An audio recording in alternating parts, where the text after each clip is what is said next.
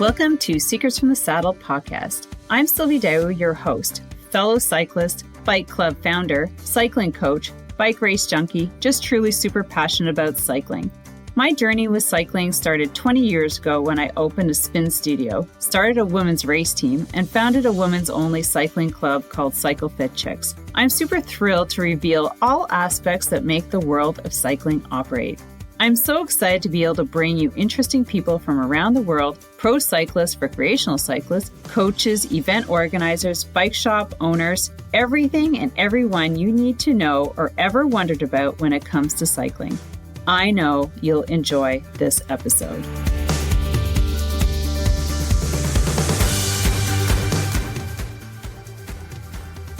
All right, everyone, welcome back to Secrets from the Saddle, All Things Cycling podcast with your host, Sylvie Dow. And we have the amazing human, woman, coach, mom, Jenny Trew, back on the podcast to share with us what she's been up to. So if you want to go back to Jenny's first episode with us, it's episode 51, where we get to learn about Jenny and how she was in her pro cycling career into coaching a pro women's team and then being recruited to work with Team Canada in Milton as the lead track endurance coach for Team Canada. So welcome. Oh, and also it's her birthday today. So oh my God, thank you so much for being available on your birthday to be a guest back on our podcast. Thank you so much, Jenny. Oh, thanks for having me. It was a lot of fun last time, so I'm really happy to be back. I am so happy to have you back because I've been watching you and all the success that the team has been happening. I know it's wholly because of you. Well, we take it where we can get it, essentially, but we have a lot of really awesome athletes coming through right now and a really strong overall development program, and that makes everybody's life a little bit easier. So. Yeah, really, eh? It's really when you got good athletes to work with. So that's what we're going to talk about today. So if you want to go back and learn more about Jenny, go back to episode 51, check her out, her story. But now we're just going to go straight into the coach and what she's been up to since it's been over a year. So that was 51. We're at episode 274. So wow. There's been a couple. I know there's been a couple episodes in between her last ones. So, and things have been going she's been doing some amazing things. So we're going to talk about the coaching track, taking her athletes to worlds and all of the success that's been happening. And also just trying to be a mom and, creating that balance, maybe where do you want to start, Jenny? One of the really cool things about coming on here last time is it had been a really long time since I'd spoken about me as an athlete and really reflected on that journey. Yeah. It was quite a journey. Guys, you have to go back and listen to it. So let's talk about Jenny, the coach, and everything that, you've been putting into these athletes. For sure. So amazing. So we actually moved to Milton just over 5 years ago now. So when I came down, I had a 3-year-old and a not quite 1-year-old. And now they just started grade 1 and grade 3, which is mind blowing to me. So I don't have babies anymore. So that starts to change the landscape a little bit, but through that time, I first came down as the women's next gen track coach, and that was a relatively new position. It had been around for about a year and a half, and Cam Jennings was my predecessor, and he went back to Australia. Cam is now a very winning para coach for Australia. So very nice. Cool. Great person, did a good job of getting things kind of rolling. So that was an honor to kind of take over from him. A number of the athletes that I was working with then are still kind of coming up through the system, which is kind of fun. get to know people pretty well, and see the ups and the downs. So from there, I took over more of the development as a whole. We lost our men's next gen coach through kind of the first 6 months. There was a lot of turnover in the first 6 months that I was there.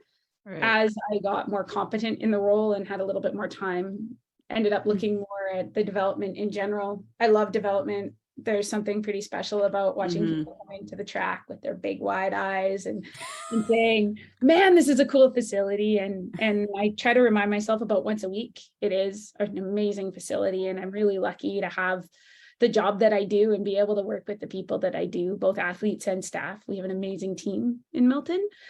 So working with the development and really trying to have more of a system for our young athletes. And one of the first thing after the first year that I was there, the women's head coach at the time had, or was it right away? It might've actually just been right after I started. So late 2017, Craig Griffin, who was the women's head coach at the time, said, we have these great athletes, but we just need to spend a little bit more time with them.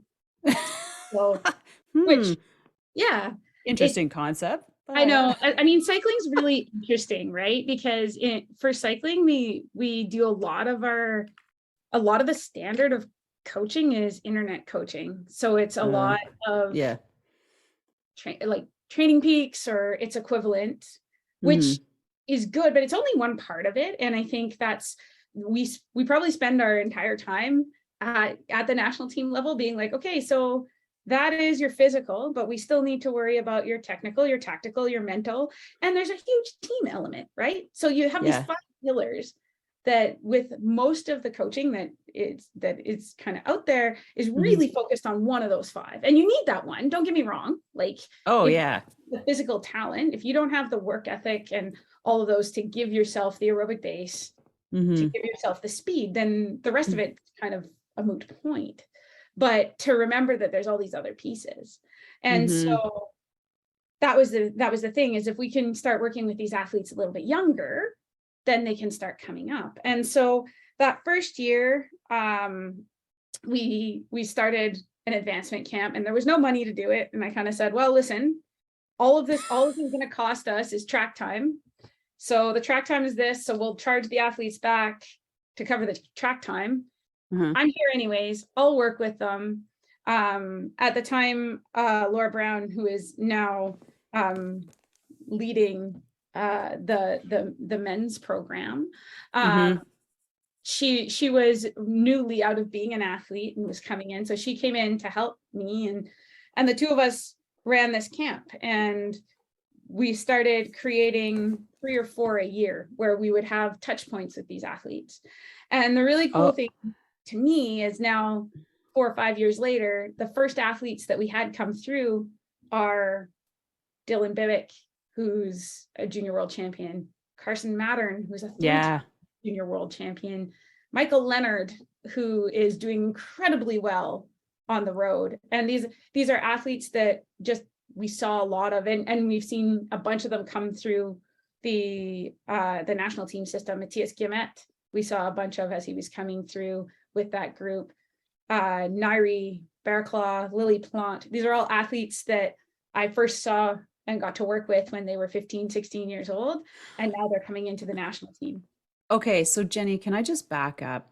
Absolutely. Now this camp, is it invitational for these athletes? And if it is, how do they get the invitation? Like, how do you scout and find them? So initially when we went through, and it was the model we used for a number of years, it was just off track nationals. So we would take our top riders in the individual pursuit. We'd look at riders who had medaled in any of the other events and kind of rank them accordingly, and took the top 10 men and top 10 women and invited them to these camps. And we ran them right through till last year. And it's been one of my favorite things to do, because it's this ability to instill this winning culture, to instill this belief that as Canadians, we haven't always had. It's not our default setting to be like, all right, yeah, we're going to go win. But to have this group coming through and saying, yeah, you know what? I And can be the winning best. together. Like, Yeah, yeah. totally. And so it's been really cool to see that grow and develop at the same time as building the development system that was sitting underneath our Olympians last summer, building out the Yeah. plan so that we could qualify for world championships. So one of the things with cycling is that we have a very complex qualification system for worlds. And then after worlds, we have a very complex qualification system for the Olympics that actually starts next year. So it's understanding these, Olympics are like when? It's 2024? Yeah, Yeah. 2024 in Paris. And when we head over to Worlds in 3 weeks, we're actually in the same venue. So that'll be the Olympic venue. Oh, very cool. So yeah, it's trying to orchestrate all of these. I mean, there's so many events on the track, right? We have the team on the endurance side only. Yeah. Team pursuit, the individual pursuit, the omnium, the Madison, the scratch race, the points race, and the elimination race. So that's 7 races. Wow. I had no idea there's so many. Yeah, and all of those are the Olympic. They're all in the Olympics? No, they aren't. So Olympic is just team pursuit, Madison, and omnium. Oh, okay.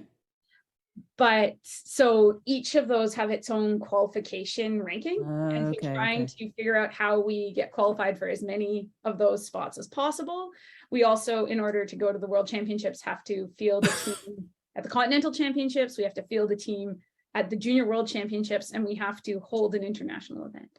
So there's a lot of like pieces that, and the UCI is trying to essentially grow it, make it fair across, but it means that you're like constantly trying to check all these little boxes. And one of our biggest wins this year is we have qualified in everything.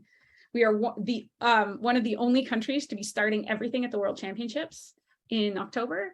The only other country that is starting everything is France, and that's because they're the home nation. So it's pretty exciting. That's a huge win for us to be able to, it's the first time it's ever happened. Right. That's a lot of hard work from a lot of athletes and a lot behind the scenes of just trying to calculate those points here, there, and figure it out, and a little bit of luck, because it's not super straightforward.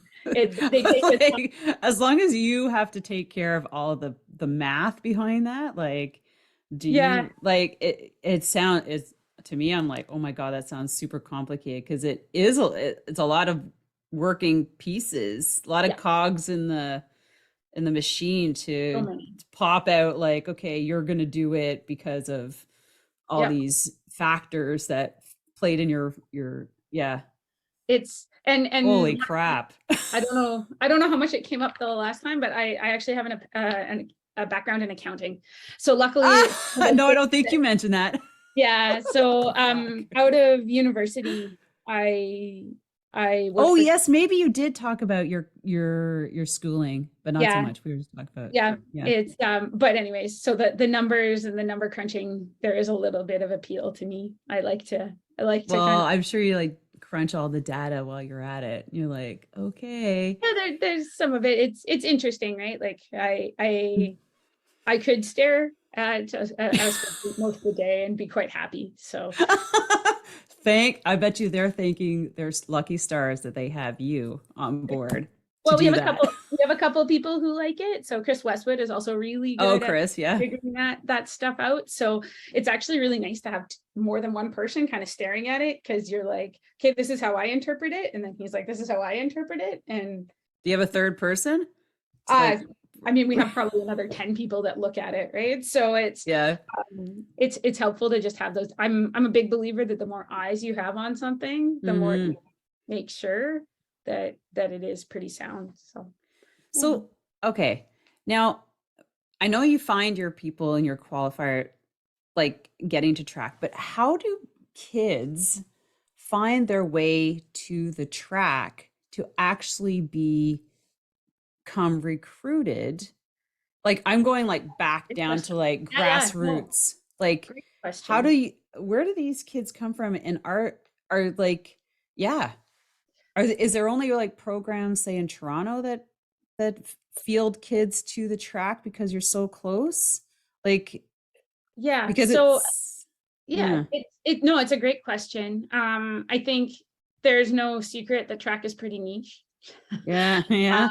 We It's don't. almost like bumping out road, you know, it's kind of taking that level, I don't know, everywhere. Like road is it's in one of those funks, I feel, Yeah. I, because there's a lot of other competing cycling styles like mhm, gravel that's yep. coming out. Well, and as a parent, Hmm. I mean, I do it for a living, and I still don't know if you could convince me that I should go send my 12-year-old in 4 years to go ride on the road with a bunch of crazy drivers.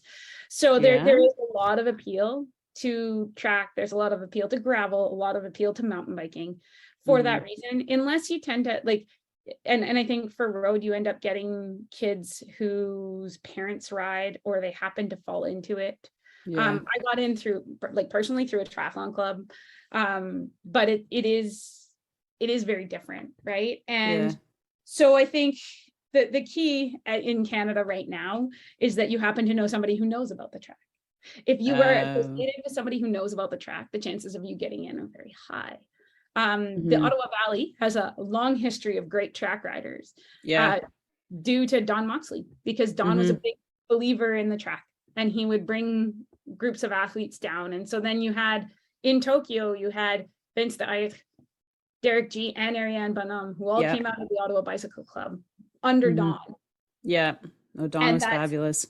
just because of that, like, oh hey, I know this, let's develop it this way. And there's so you see these pockets, and cycling in Canada is really dependent on a small number of, Weather.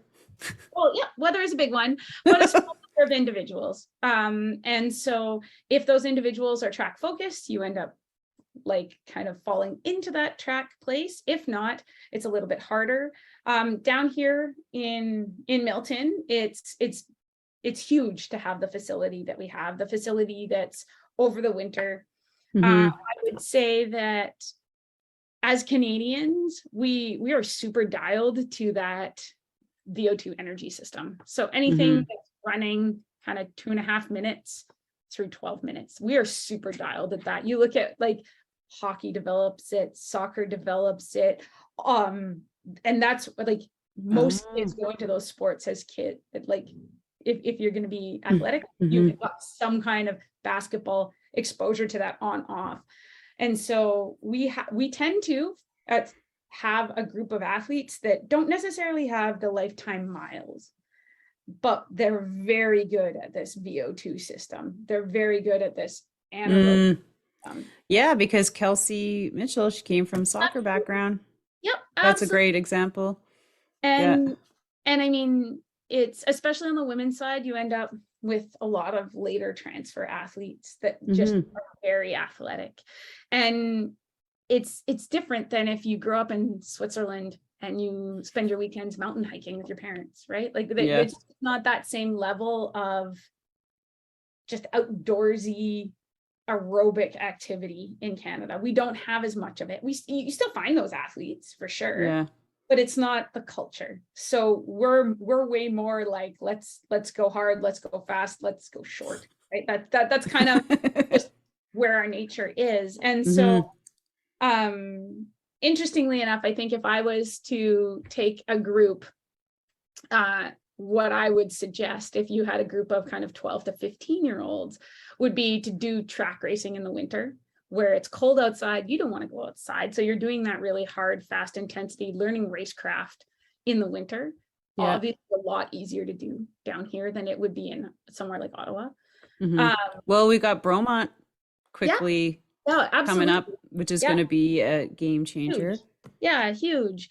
And so to spend the winter really honing racecraft, honing the time on the track. And then Hmm. with those kids in the summer, go and do long miles, do your gravel rides, do your mountain bike rides, do your all of the stuff that just is fun Yeah. and get to that aerobic base in the summer Mm. months where it's fun. So you're not trying to get kids to do aerobic base when it's -30 outside, right? Like or on the trainer. Like Yeah. there's some things to me that I just like, I don't know. And you see a lot of crossover from cross country skiing. It's huge. Yeah. Mm-hmm. Speed skating, things like that. So I don't even remember where we started. Oh, how do kids do it? I'm like, Yeah. so How do you find the kids before, like, recruit the kids to get to the track? yeah, Because, Dawn's not around anymore. yeah, There's like the OBC does have a couple new coaches, and I think that's like the only thing around yeah. in And Ottawa. and that's a true, like that's the The unfortunate truth. thing, that Hmm. there's very small pockets that rely on one or two, mainly volunteers, to get things rolling. Hmm. And so when something happens to those volunteers, like Dawn, who's like, yep, it's time for me to retire, Yeah. there's these voids that are left in the Canadian Yeah. landscape. So I do believe that one of the biggest fallacies we have in how we approach things in Canada is that we have a really strong club network, because we don't. We have one or two exceptional volunteers who, Mm. or I mean, they might be paid, but most of them are like paid on stipend, so they're effectively volunteers. And so if we really want to keep pushing this, we do need to professionalize the sport, or the profession of coaching, and Yeah. cycling coaching, and not just by Training Peaks. Like for kids, they don't need to be getting their training off a website. Zwift. They need to be going and Mm. seeing people face to face, Yeah. and getting that, and especially for the women, the Hmm. social component is so huge when you're a teenager, that if we don't have these clubs and these networks where people can go and spend time with each other. And I think the pandemic really highlighted it. We're social creatures, and if we want to retain people, and the truth about aerobic sport is that a lot of it's just time in, and if you don't put the time in, it's pretty difficult to move forward. And Yeah. so it's the more clubs that we can build, the more we can support those coaches into this being something that they can actually do as a profession, the Yeah. the the more we're going to keep developing athletes. And right now, a lot of it is right time, right place, right time. And one of the big things that Dylan, Carson, and Michael have in common is that they live within a stone's throw of the velodrome. So I think that it's a pretty vibrant community here in Milton. We have the NCIM that does all the youth and community programming. They do a great job. I'm a little biased because my husband runs it. But Just a little. and he's doing a great job. And then the OCA, it does a great job with their athletes. And so it's very, and there's a lot of coordination between the NCIM and Ontario and Cycling Canada, so that we have a pretty smooth pathway for those athletes. And that makes a really big difference. Is So that's something that you created though? Because once you got in there, you said once you got in and then you were there for a couple months, you're like, okay, like you said, you started looking at the overall development of like creating that pathway, because that is so important. Like just understanding like the steps as an athlete or as a parent to get your child to the certain level and to where to find it, and all these things are very confusing. Even like trying to become a coach yep, as myself was extremely confusing as to yep, what we had to do, where we had to go, what even now what you have to take to stay at your level. Like I got mine level 3 performance coaching, but that was like 10 years ago, no longer. And now it's changed, right? Like I like A, B, C, D, like all these things like about 20 years ago when I started. And now it's kind of changed. Like it's kind of like a base level. I am like, see, I don't even understand it now. I'm just like, just tell me what I need to do to keep my certification, yep, right? You need to take these courses, get this amount of points. I'm like, oh, really? So I'm like all over the place. They're only in French. And I'm like, fuck, what the hell? You know? yep. Or No, they're online? well, because I did my comp dev out of Ottawa, and I also Yeah. like But it that was was back in like 2000.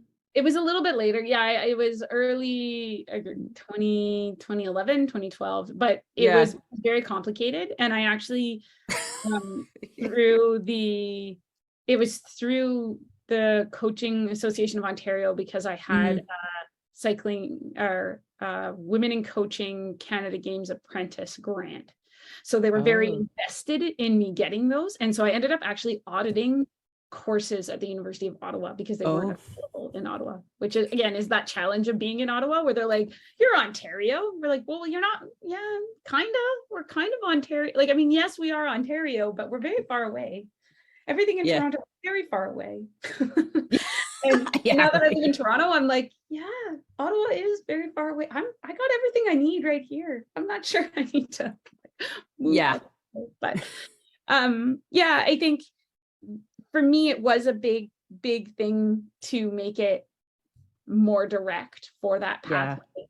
As I said, I mean, it does make it easier when you have three entities that are super invested in that, and a lot of communication between Chris, Dave Jack as the provincial team coach, and Mike Sirachi, who's the I think his title is high performance manager for Ontario Cycling. So and the four of us work together really well, and Hmm. that made it a lot easier, and kind of you can feel the pieces as they're coming, like, what are your strengths, what are your strengths, how do we align this together? And so it's been fun to see athletes come through and get to celebrate that with the people behind the scenes. I think the truth is, the farther removed they are, the people that the athletes don't see, they don't always get the kudos that they deserve. Right. And I I think that think, makes a big difference. yeah, and having excellent people in those roles, and Ontario has been doing really great things, and I think Mike Sirachi is phenomenal at what he does. So it's been pretty cool, and I'm really happy I get to work with these people, and they motivate me to be better, and they pick me up when things are not so great. So really a great community here, and I think that's part of what the athletes feel too, is they feel supported and excited to be able to move forward. Yeah. So then, like, back to having an athlete, like as a parent, to Mhm. try and move them forward, is are there recruitment times when you invite, like you open it up, or do you go through, is it Royal Bank, TD Bank? No, So it's yeah, there's the RBC training RBC. stuff. That, I mean, it's not a bad way to go. There's also down here, if you can get down to Milton, they have certification programs that get you onto the track. Oh, Um, okay, like the level 1, level 2 track. yeah, Yeah. yeah. And a lot of, I think the biggest thing is, if you're comfortable on the track, if you can get a couple of races under your belt on the track, most of the Comfortable training, on the track. yeah. Remember the I'm first getting time you were on the track? I remember the first time I was on the track. Oh my God. Mine was in Calgary, so it was a Oh, concrete, and I could ride my mom's 1982 road bike. So it's a little different. A little different. I was in the Um, Forest City oh, that's Velodrome. very different. Very, very I different. I know. don't think I've actually ever ridden that track. So Yeah. um, I've been there once or twice, but I haven't actually ridden it. Yeah, so part of it is getting that comfort and being able to just spend the time, and as their certification programs are really good for that. Being Hmm. able to get down and do an O Cup or two, I think, is very useful. Or if you can get out and do some racing in Bromont, just get that comfort on there as an athlete. Then most of the training you can do can be at home. I actually don't know where the OBC program is now, but in Ottawa, it has been fantastic at having just activities for the athletes, and spending time on your bike. And yeah, there's specific things you can do, and there's track specific things, and obviously the more time you spend on the track, I mean, that would be what I would say about Dylan and Carson is they were on the track 1 or 2 times a week from when they were 13. So you don't have to teach them those track specific skills. Yeah. Where we have a bunch of other athletes that are bike racers, but then you bring them onto the track and it's like getting, okay, this is how you start. Okay, now we need to relax so that you can hold us. Like all of these things. And the kids that grow up doing that don't need to do that as much. Mm-hmm. But the touch point doesn't need to be constant. So if you live in Ottawa and you can get there once a month, or you can get there once every 2 months, that generally really makes a big difference. I would say the other thing that makes a huge difference is being able to ride the rollers smoothly. Don't do all your training on Zwift. It's a great tool, but it can give you the hunka chunka pedal stroke, which is not rewarded on the track. You want to have a nice smooth pedal stroke, and rollers tend to do a better job of that. Oh, they definitely do. So, yeah. So I think some exposure, as of right now, you don't actually have to qualify for nationals within cycling. So if you can get out and ride there, that's good. Contacting Ontario or Quebec, depending on where you're living, contacting your provincial sport organization, they will likely have a track or a track camp at some point over the winter that can help build that forward. Okay. So that would be one of my suggestions, is contact your provincial sporting organization, because then the other way that we have brought kids into camps prior to now is not just results, but also speculation from coaches. So talking to local coaches and saying, hey, is there anybody else that you think could fit this mold? And sometimes you have athletes who are fantastic bike racers and they learn how to race on the track, but they don't have the physiology or the technique to be a track rider. So then you bring them over and they're phenomenal road riders, and you see it, like it is pretty common. So I think, well, again, I'm biased, but I do think that track riding is an important part of any bike racer's journey. I think it gives you all those repetitions on how to win, and that's huge, right? Yeah. I remember it. Sorry, go ahead. I used to, when I had my team, we would go to the track once a year, but just to switch it up instead of so we do it like in February, we go hang out with Rob Good and do our level 1. And so I don't know how many times I've done level 1, because I just go once a year, right? And it took me forever to feel comfortable to go around somebody, especially in there. Yep. Because before you know it, you're in the corner. Yep. No. And Rob Good is one of the volunteers that I'm speaking of that have created a community. And he's doing well with his outdoor racing group. He's pivotal for the Canadian landscape. He's so great with bringing kids in, and kids who have never seen the track before and getting them excited. He's a phenomenal human being as well. So let's touch a little bit about the mom and balancing everything out, because you're mentioning that. I was like, oh well, fall must be in the down season. You're like, no. We're like, you got your week off, and then you're gonna wrap up or start ramping up for Worlds. So talk about the mom and the transition of everything that you've been talking about, which I think is absolutely phenomenal. I'm getting shivers over what you've done there. No, seriously, because I watch you on on your social media stuff, and it's just so amazing to see a woman, moving up and making those changes. Because I hate to say, sometimes that's what organizations need. It's just those female eyes. I hate to say it, but it's it's like, no, we need the process. It's like, I don't understand this and to go back and start developing that.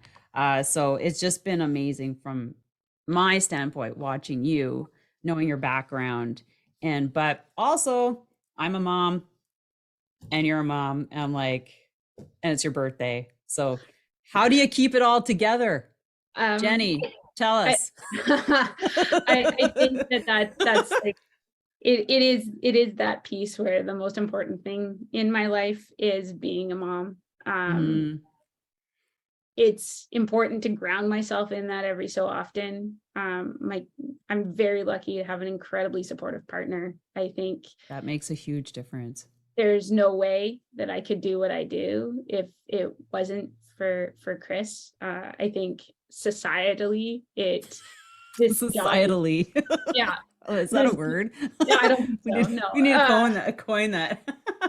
uh, this job is not set up for moms. Ugh. There's no way. I am lucky in that the organization, it has been supportive of that. They're aware that that my family is the most important thing to me. And if I didn't have that support, they could make my life very challenging. So I do thank everyone at Cycling Canada for supporting me in that. Yeah. It is a challenge, and I Mm. don't think there's a single parent on the face of this planet, especially moms, who won't tell you that the last 2.5 years of pandemic have been very, very hard. Mhm. For at first, I'm actually pretty convinced that we're going to get like some kind of German word, because the Germans seem to coin these sorts of words, where we refer to the beginning of the pandemic as the glorious time, like where everything shut down and we got to spend all this time with our families. And yeah, sure, there was like, And ourselves. yeah, we're all gonna get like sick, and everyone's like, it's all right, like we'll just stay home, we'll shut down everything else. For And 2 years. first, I would say first 3 months, that like that beautiful time where I went for 2-hour walks at lunchtime, and my eldest was in kindergarten, and they gave us an hour of work a day that we would work through, and then we let the kids play, and they developed this beautiful relationship. And yeah, so it was this like wonderful time. And then we hit September of that year, and we were like, screw it. So the world's still shut down, so you don't get any of the supports of having a world shut down. So your village, it's toast. You don't have a village, it's just you and your partner and your kids. But we're also going to start everything else up again. So you're going to have all of these pressures and none of the support, and have at it. And so we did that for 4 months, and it was okay. And we kind of like, we moved around, and then they shut down and put everybody in online school. And I just like, yeah, that was like pretty close to the end for me. Near the end of that year, I was like, so here's the deal, kids. You need to stay in your room. You need to have your laptop open. And outside of that, I don't care, because I have work I need to do. And we'll talk about it later. So I think I'd be remiss if I didn't mention that I think it has been really hard. And again, I have an incredibly supportive partner, and I still think that the way these things fall is they fall more on moms. That's just kind of how it goes. Mm-hmm. So it's, I don't know if I would call what I've done balance over the last bit. I think I don't know. Yeah, like, okay, previous to COVID. leaned on my village, and I think that's it, right? And setting boundaries is a work in progress for me. I was gonna say standards, boundaries. Yeah, and it's for me, no matter where I go, that's going to be the challenge. I care so much about the athletes. I care so much about giving them what they need and balancing the other demands. I think the other thing that you touched on was, being a woman in my position. It's not easy. I think one of the really interesting things, and when I was thinking about what, talking to you today, and I thought I would bring up, because one of my colleagues wrote kind of summary of a bunch of research on the challenges faced by female coaches, and I thought you might appreciate this as a female coach. Bring it on. And so here, some of the obstacles that are listed are lack of coaching opportunities. Do you have it on your wall? I have it on my other computer. Yeah. Oh, do you? Okay, good. Lack of coaching opportunities for women beyond the community level. So there's less opportunity to advance. And I grew up in swimming. Yeah, I can tell you, like, all my little kids coaches were women, and then you hit this level and then they become men, right? Like, whether that's right or wrong, it is true. We like to view female coaches as development coaches. That is the because nurture. we're good with kids. Exactly. And so this is so, oh my God. Did you just hear that? Yeah. Did you see that? Did you feel that? It's and we're, I think we're down, we're with the kids, and then the men get to take the kids when they develop into teenagers. Yep. Oh my God. Yeah. It is so true. The whole list you did. There's a list. Let's see. It's 1, 2, 3, 4, 5, keep 6, going, 7, keep going. Okay. So number 2 is women are relegated to working with younger athletes. So they have less opportunity to gain experience and high performance. Yep. So that's same kind of thing. Women are only permitted to coach other women. So there are fewer jobs compared to men who coach one or both genders. So this was a thing that was really big in the States when they opened up Title, was it Title IX? When they went from saying we need to give equal scholarships to women, right? And so what happened is there was more money all of a sudden, and all of a sudden the men were interested in coaching the women because there was money there.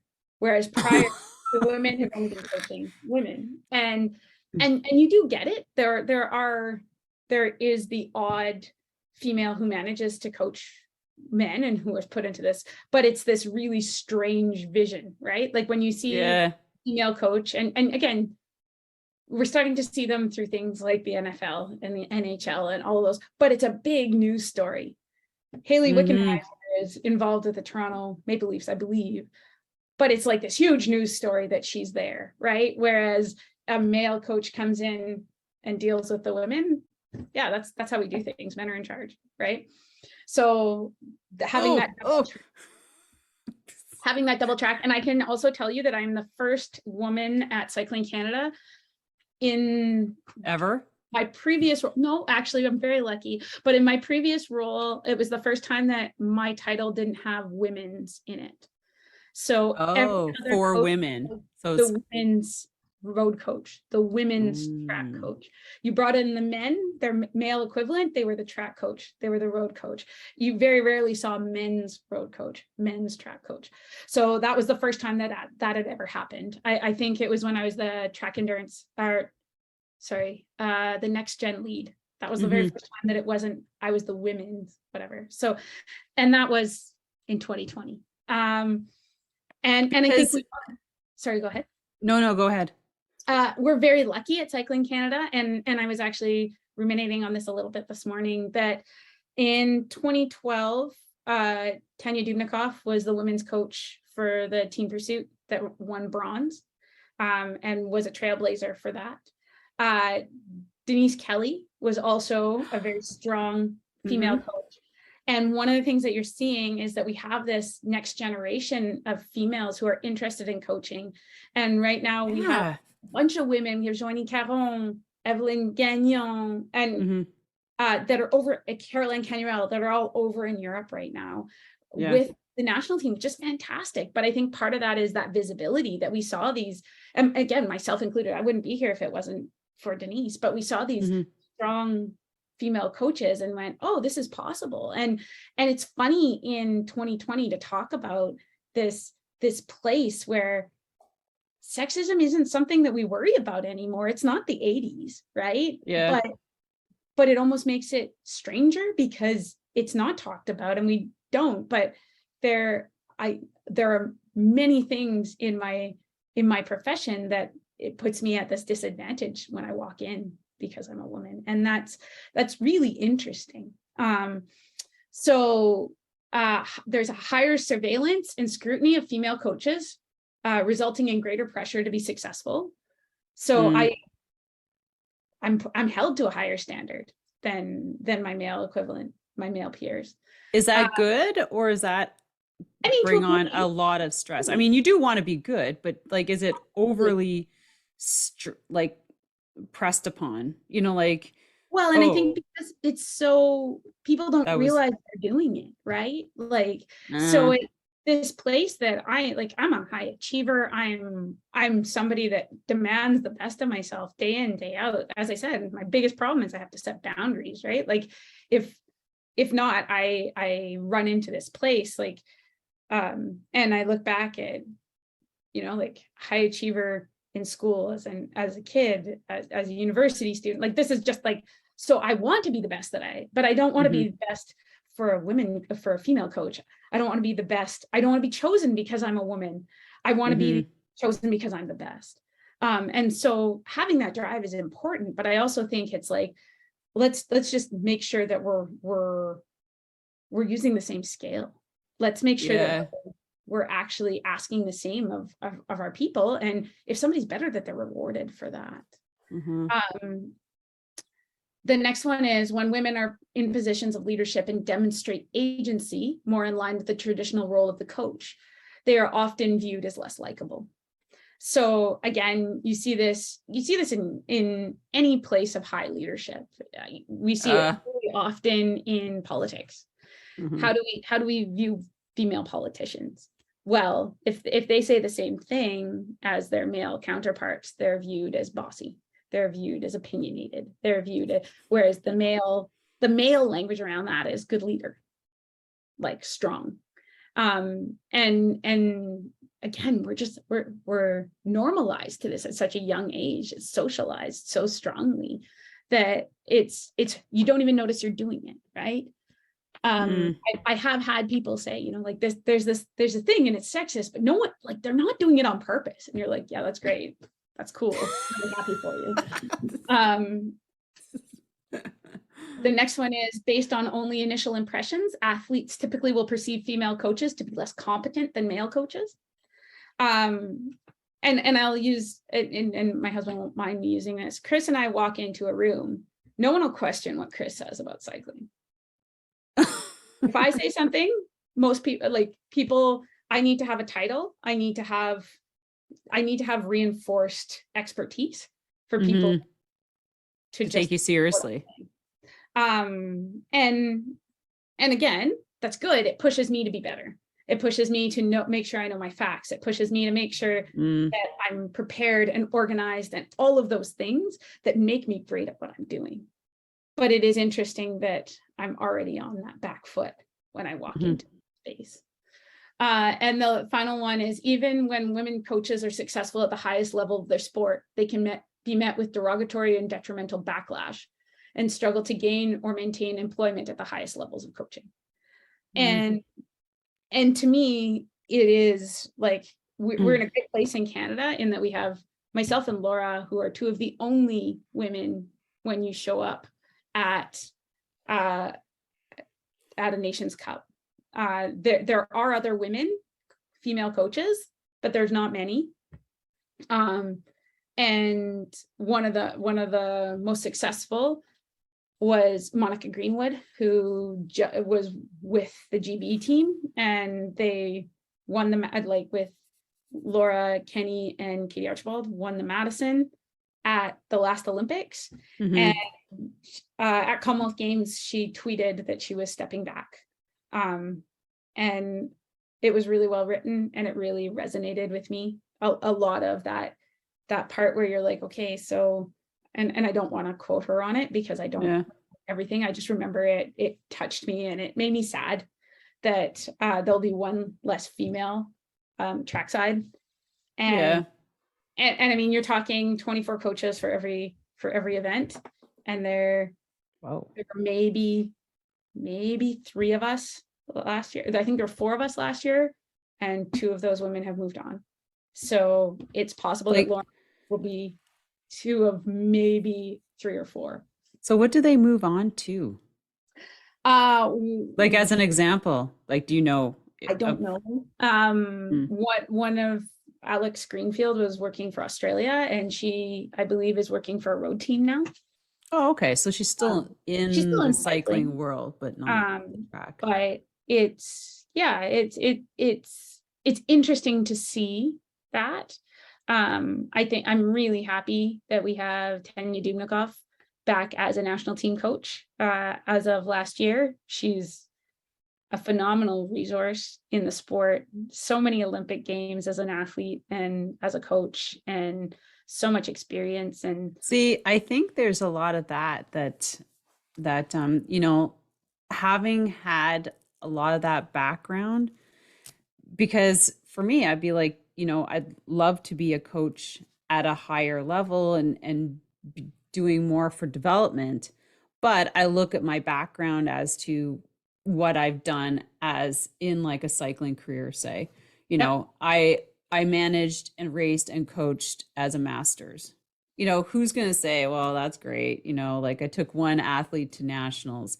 Um, and so I find that there's that stigmatism that stops a lot of us because we don't have like maybe we weren't like we didn't reach pro level status as a cyclist. Like that's hard, first of mhm, all. We started later in life.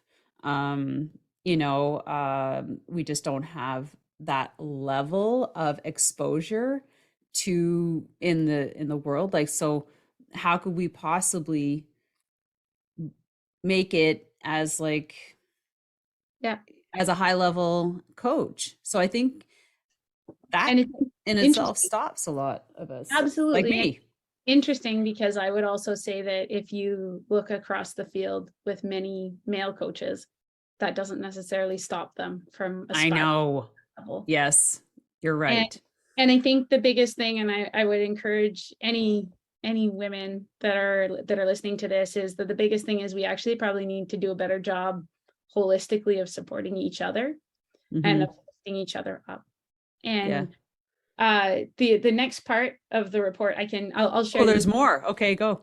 Um, it's how we can improve those Mhm. the leadership and coaching opportunities. And it's commit to achieving and maintaining a gender balanced board to ensure women's perspectives are included in decision making, which is kind of what you said when we started this conversation. We need to Yeah. have some different views. I mean, we're in a world of diversity right now. Uh, And it's funny that, like, it's great. It's so great. I talked at a coaching conference um years ago now, 3 or 4 years ago, and I was talking to some younger women and they're like, I haven't experienced any sexism in my workplace. And I was like, that's so great. I had a coworker once who said to me that she didn't realize how much there was until she saw how I was treated in my workplace. She was an S&C coach, and she's like, I hadn't really realized it until I watched how people treated you and what they said about you. And that was the part where it's interesting to me. Cycling is particularly bad. It's very male dominated. It's very old boys club, and not necessarily in Canada. I think we've done a good job in Canada. yeah. I really do commend the leadership at Cycling Canada for their their their ability, and for a long time, right? Like we had Yeah. no problem hiring the best people for the job for a long time. In both Tanya and Denise being these amazing trailblazers in their Hmm. role. And I very much will say that I would not be where I am without the two of them on a fairly Hmm. regular basis, even now. But it is interesting. The next one is to establish targets for appropriate plans for recruiting and advancing women as coaches, officials, and senior leaders, and to monitor that progress annually. And again, I think this is something that Cycling Canada is trying to do. I think that's Uh-huh. great. And I think we have some really great faces that are excited to be here. Uh, Yeah. to use equitable practices in the hiring process, such as forming a diverse hiring committee to recruit and fairly assess diverse candidates for open positions. Again, cycling is probably the least diverse sport I can think of. It's run by a bunch of old white dudes in Europe. It's pretty Oh, like, the UCI. Hmm. and they're trying, which is kind of the best that you can give them. And I mean, even from like a socioeconomic point of view, it is a hard sport to get into. So it's like, it doesn't really bring out Yeah. the like kids playing soccer on bare feet, right? Like that's not really where we're at. Yeah. But it's interesting to know. Provide equitable pay as a matter of policy to demonstrate value for women's talents and contributions. Create Yes. session plans and individual development plans that prioritize and support the advancement of women to senior roles. Adopt policies that support staff to balance work with family life, with particular consideration for barriers typically experienced by women. Check existing policies, practices, and culture for gender bias, and consult women to identify more inclusive approaches. For me, this is a big one. Because I was doing midwifery when I had Camden, I took him all over the world with me. And it was different, and it was I'm sure noticeable from some people, but it was an amazing experience for him. It was an amazing experience for me. It blows my mind now that I thought that was the easiest way to do things. The thought of traveling with a toddler now actually That's what I did with my son. Oh my, well, I didn't travel the world, but we went to plenty of races, like, in Quebec, and he was in the stroller and I was taking care of, and I was taking care of the girls. And it was just like, it's just like one of those things, he's just there, and we could do it. Breastfeeding. Yeah. Okay, go. Totally. And I mean, when I was working for the OCA at one point, and I was breastfeeding Elodie on the infield, and I had a couple of middle-aged dudes, and they were like, I'm just like, they didn't say anything because I think they were just like, I don't even like. Don't question me. I'm busy. Yeah. And I mean, to me, I'm beyond those years, right? I don't want to travel with my kids anymore. Are you kidding me? It's like, I get to go away and sleep in a hotel room and sleep all night and be focused on what I need to be focused on.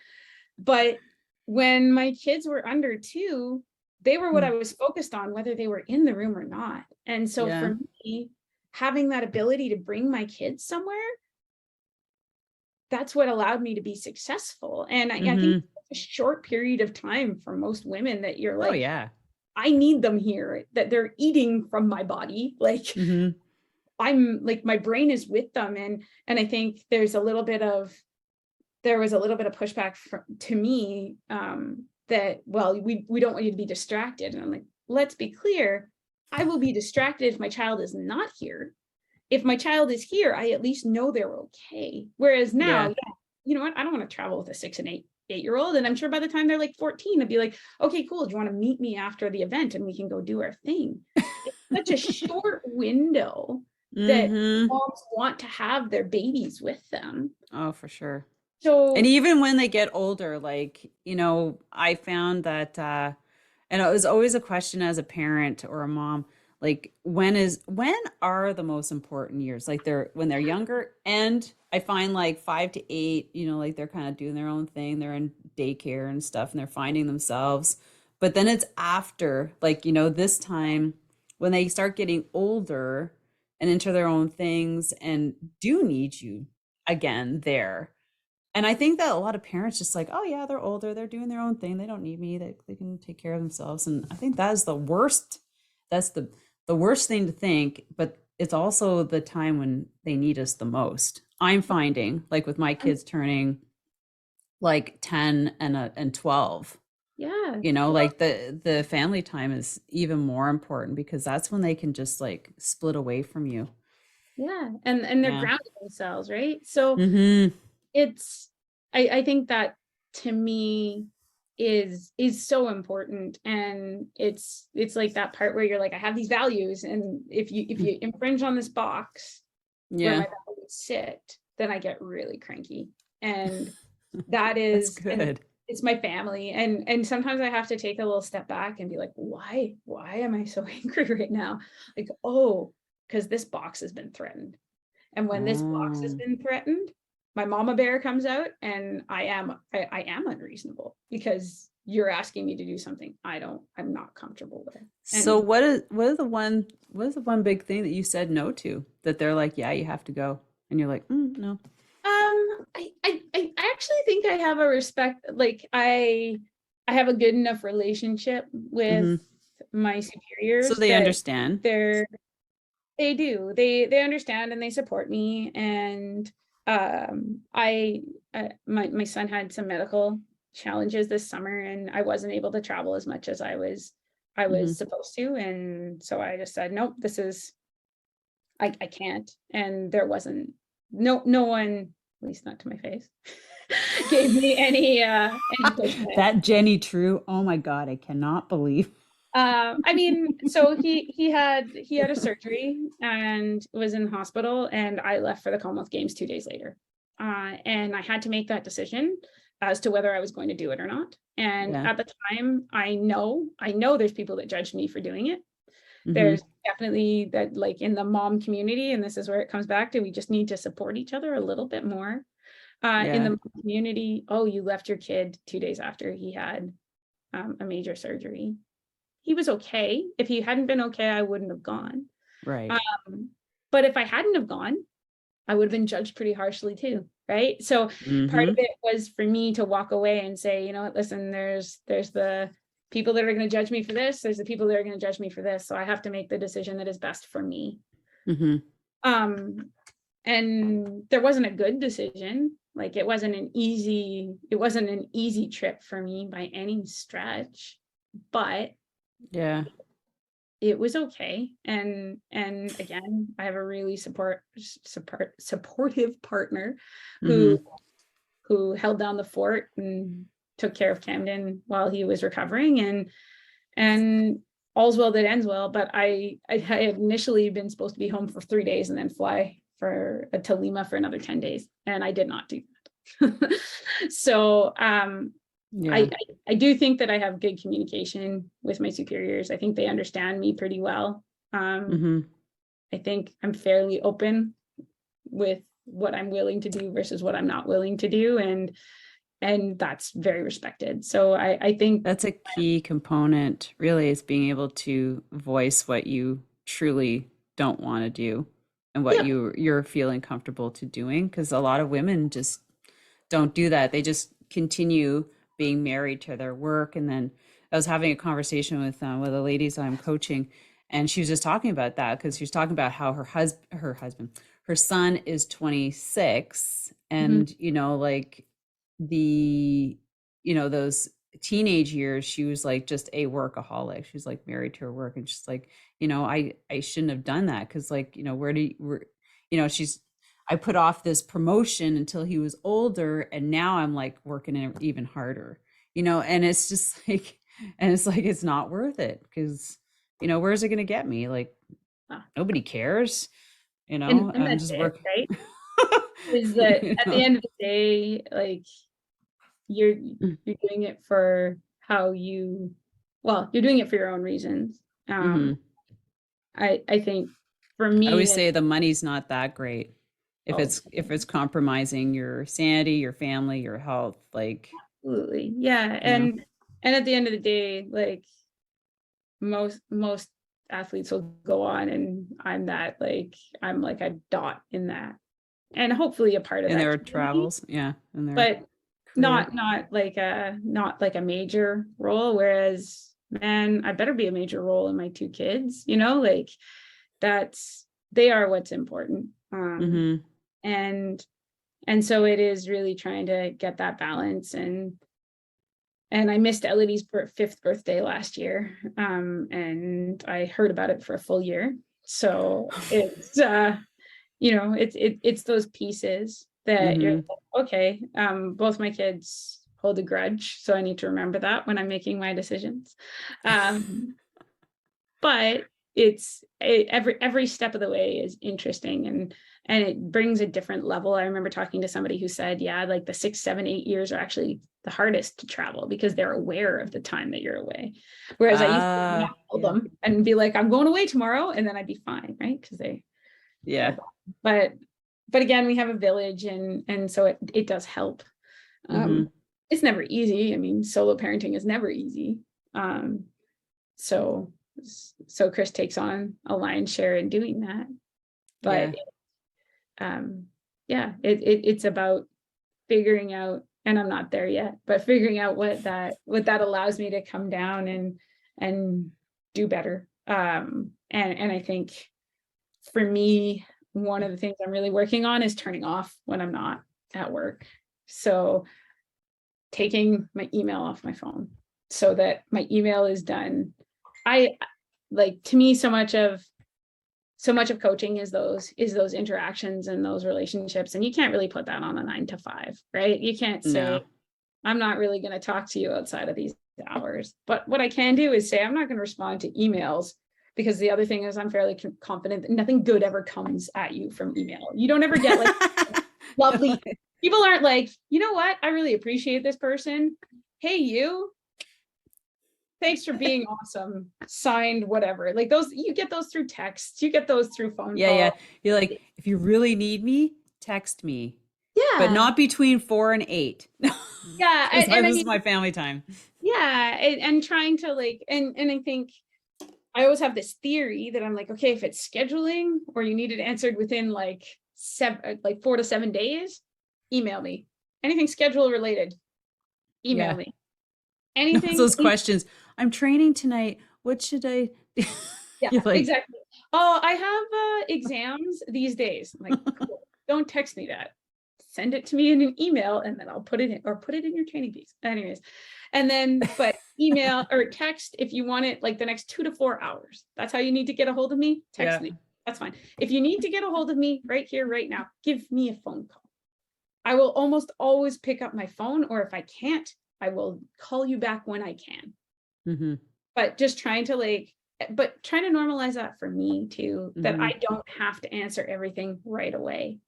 That to maintain my sanity and my person, for me to be the best version of me, I also need to have those boundaries. And for sure. And they need to know that and respect it too, because they're going to have their own set of boundaries that they're going to have to set as athletes, as people in their lives. It's important.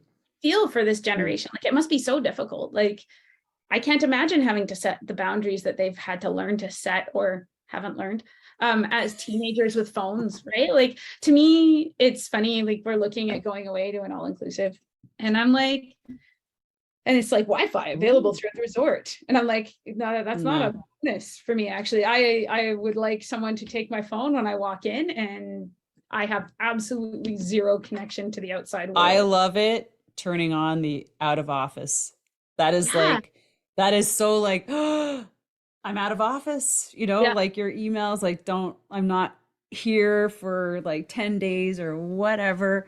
I'm like, this is, don't expect that. To me is like the best part about going away. But then it's like, it still takes me like 3 days to decompress enough to not be like, I wonder what's coming in, or like my brain is still over here. So sorry, there are actually 2 more little points. Oh my gosh. Okay, go. Right? Provide equitable training and development opportunities for coaches and officials, such as women-centered training sessions and apprentice programs, along with support to develop competition experience. That would be good. Yeah. For me, the apprentice stuff through the Women in Coaching from the Coaching Association of Canada was huge. It was really, really. Really? Can you still access that? Like, is that still a thing? Every year through, or every Canada Games year there. So what it is you apply through the province, like the sport PSO wide. Okay. And so I did it through the Ontario Cycling Association. They nominated it up to, at the time, it was the Ontario Coaching Association, I believe. Association of Coaches. I don't know. And then I was chosen with one other woman to represent Ontario. So it's across, but it does make a really big difference. At that level, for sure. Yeah, huge. And then create and support mentoring programs for girls and women to advance in all leadership roles.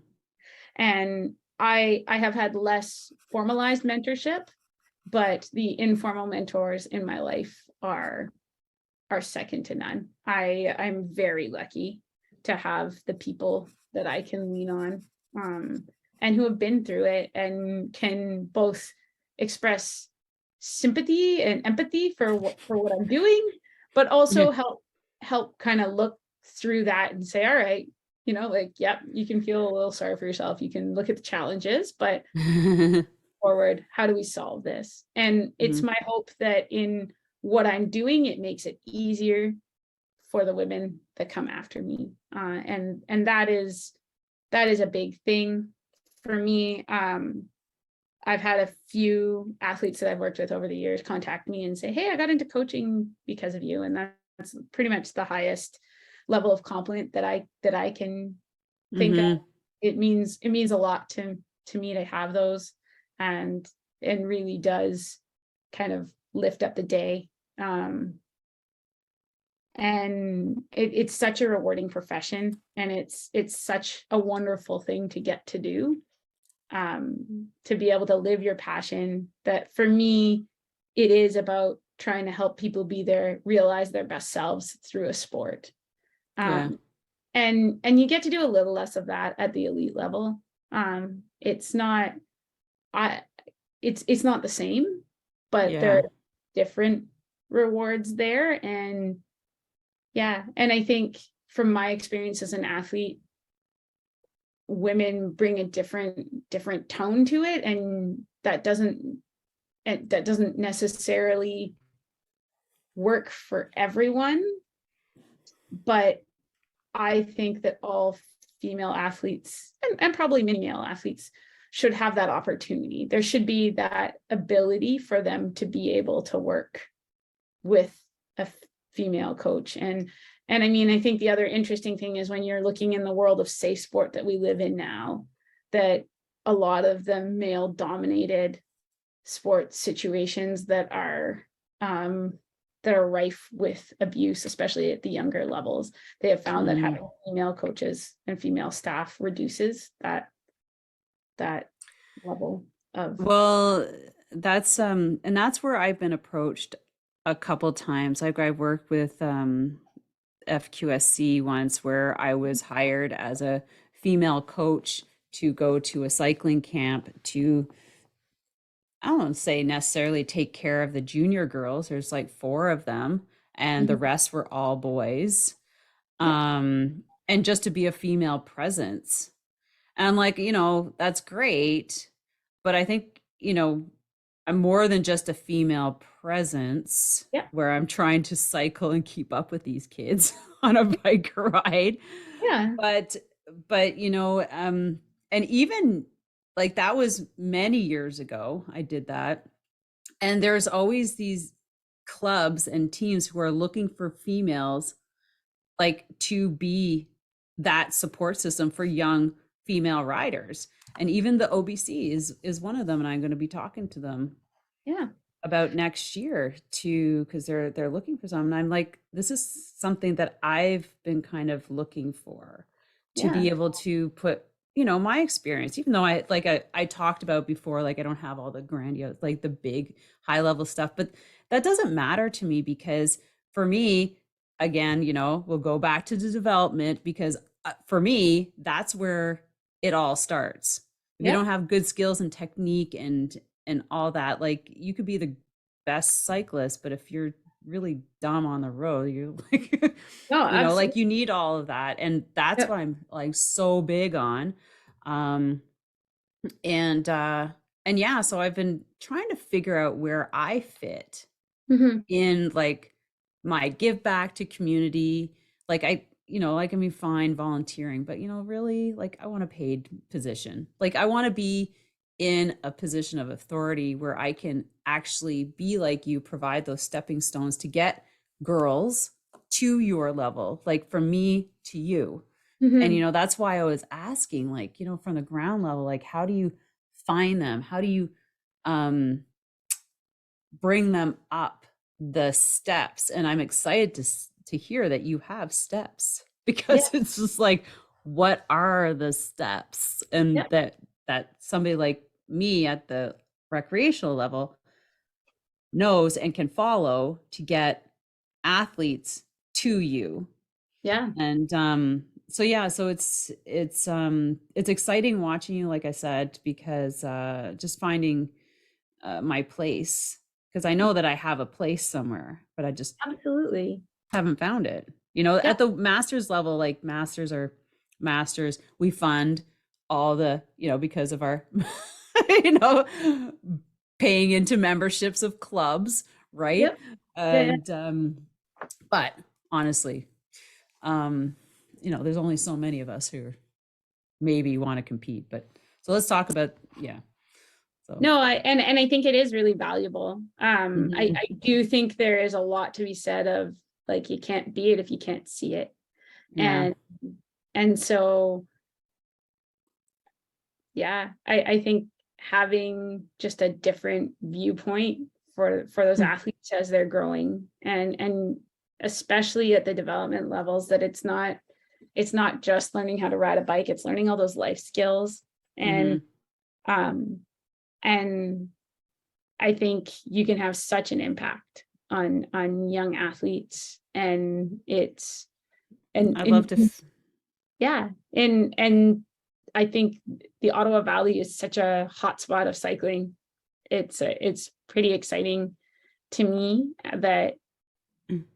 to have those resources, and those, that there are places for someone like yourself to really make an impact. And I do think it goes back to, we do need more professionalized opportunities for coaches in cycling.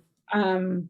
You look at, like, if you put your kid in swimming, you're paying for them to have paid coaching from when they're 6 years old, Yeah. but people Ain't balk. cheap. No. And the You know. first time you're like, oh, I want to put my kid in cycling, and they're like, yeah, it's X. Yeah, you're like, what? I Yeah. know, seriously, like football. Well, actually, football is cheap because it's subsidized by a football team, Oh, you know? interesting. Very interesting. So Yeah. it's super affordable. Yeah. But the thing is that, like at my son's age at 11, um, there's only so many spots. So you got Yeah. 30 kids, 40 kids trying out for, 28 positions. What happens to the last 12 that get cut, right? There is nothing in football for them to fall back on, which is really That's crazy. poor. At 11? Like, It's amazing. yeah, poor, poor man, like poor thought process, right? Because you got a bunch of kids who are 12 who are keen on football, but they Yeah. didn't make the cut for the single team. Yeah. Um, so So they where do have, they go? They go back to yeah, the coach. They go back where they're invited to practice, but if you're not gonna, so it was kind of sad to see that. I mean, my son absolutely. made it, but like, yeah. So there's no like other team for them. They can practice if they can still choose to practice, but they don't won't play. So I don't know. I guess you gotta decide. You gotta decide if you're gonna come to and continue practicing and hope you would get better for next year. Yeah. I don't know. Fascinating, actually. Yeah. Crazy, eh? Yep. Very, very interesting. So, anyways, Hmm. but yeah, but everything else is expensive. Yeah.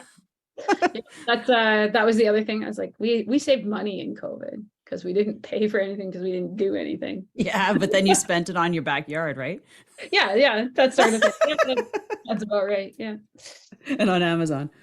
Yeah. But so just share with us a teeny bit of what's going on for the next couple months, because I know you said you're going off to Worlds, Yep. and if you can share anything that's coming down the pipe before we close up, because I think that's exciting.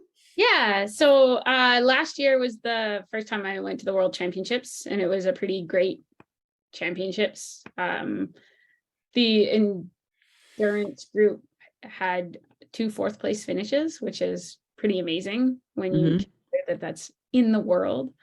So we get to start a lot more events this year. We travel to Paris on the 5th of October. So it's coming at us pretty quickly. Mm-hmm. And it's, as I said, it's the Olympic Velodrome, which is pretty nice. We get a little bit of off season on the back end of that.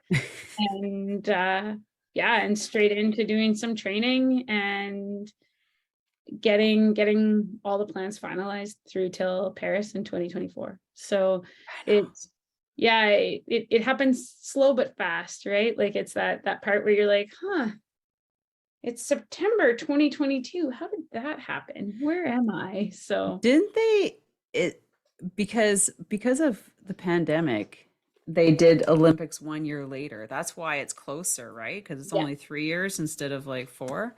Yeah. So that's interesting in its own right, for sure. Yeah. A lot of athletes retire after that. I do think one of the things that we're seeing is that there was a lot of stress on the athletes during that period of time. Hmm. Um, just a lot of, I think, mental, emotional, like, what am I doing? How do I do this? That sort of thing. Yeah, yeah. And they're kind of coming through the other side of it now, which has some retiring, has some really motivated, but it kind of internationally, you're seeing quite a few people have Burnt retired out. in the last 12 months. Yeah. And I don't think that's necessarily a bad thing. It's just interesting. Yeah. Well, And there's a so, lot of waiting time too, and I think in yeah, that right gave them a lot of time to think about yeah, no, what they totally. want to do for their Totally. And like, lives. to hold that kind of intensity, to hold Hmm. the intensity that is required in the final year of a quad in the last 6 months before the Olympics. And to do that for 18 months is very hard on a lot of people. Um, my sister came and visited this summer, and we were chatting, and she's like, your life's weird, right? Like, it's not normal. Like, the things you're saying are not normal. I was like, okay, sounds good. All right. Bye-bye. Like, and she means it in like a really positive Yeah, I know. way. But yeah, what you The do is, sisterly way. Hmm. yeah, exactly. So, but I think it was very difficult on everyone Yeah. to have that level of intensity held and unknown. So you have Hmm. the unknowns, this intensity, this this threat. Like, I mean, COVID, now we're like, oh, okay, we're all vaccinated. Like, the landscape has changed, but it was a very real threat for a while, right? Like, so Hmm. I just think there was so many emotions, so much stress Yeah. that that people are coming out the back end of it now, and it's a little bit more Hmm. relaxed. But I mean, yeah, I actually got my 4th booster on Monday, and it was a win for me because I just felt like I had the flu and aches and pains all day yesterday, but I never actually was bedridden, and I never had a headache. So Oh, we're that's getting good. better. All the others have actually had me in bed for like 24 hours. So, You're but getting used to it now. yeah, exactly. Um, but it's like, it's this place where it's like, okay, well, we need to make it the next 3 weeks, 4 weeks without you guys getting sick. So, Well, that has nothing to do with COVID. That's just no, like being tired and your well, immune system low, which is going to allow you to pick up whatever.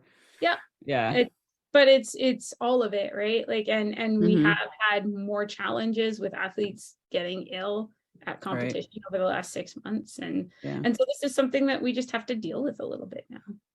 Yeah. But it's not as scary. So I think that's the other side. Like, it's Yeah. everybody, like, emotions have come down. Hmm. Yeah. That's super cool.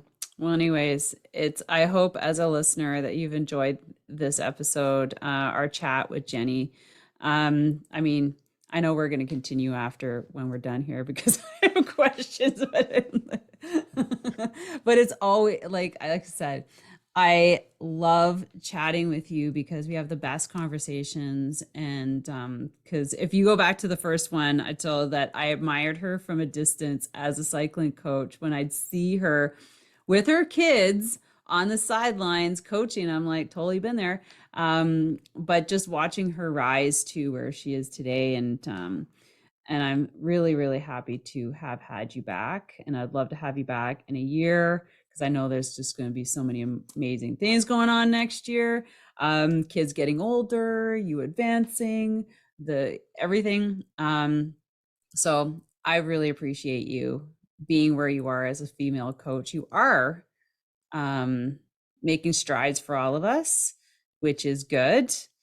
And you're on our side, which is Canadian and Ontario. Well, I'm not in Ontario, but I'm close enough to Ontario, so I'm going to say I'm You pretty Ontario. much, yeah. I I pretty much lived Ontario. I lived in Gatineau as well. Yeah, So that's right. Oh yeah, maybe you can help me maneuver through that.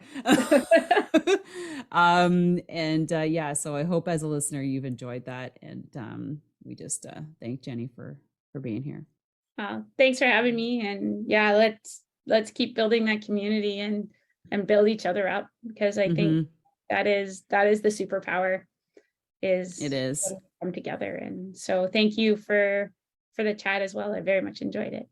Thanks. And don't forget to follow her. You can follow her on Instagram. We'll put it in the show notes. And are you on Twitter as well? Is that I am. You do some tweeting there about, because I find that that's where all the athletes are actually, is on Twitter.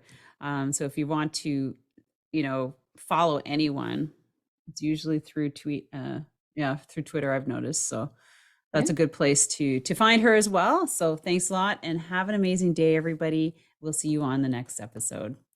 Thanks. Hey friends, thank you for enjoying this podcast episode. I'd love to invite you to visit our new and exciting page on buymeacoffee.com/secret saddle pod to check out some cool downloadables. And if you are so inclined to supporting the podcast with the purchase of a coffee, would be greatly appreciated in helping keep the podcast going. Also, providing a separate rating and review on your favorite platform with any thoughts about the podcast are hugely helpful and appreciated. Thank you so much, and have yourself an amazing day. Thank you so much for spending this time with me on the Secrets from the Saddle podcast, learning more about sighting people, places, and things that make cycling such an exciting sport.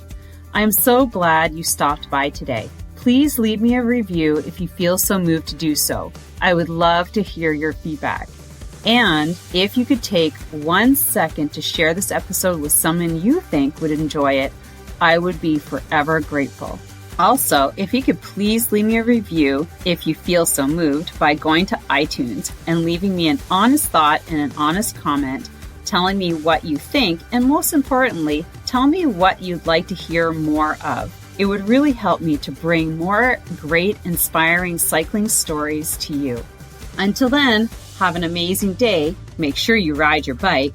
And don't forget to visit my YouTube channel if you'd like to see the full version of this podcast live.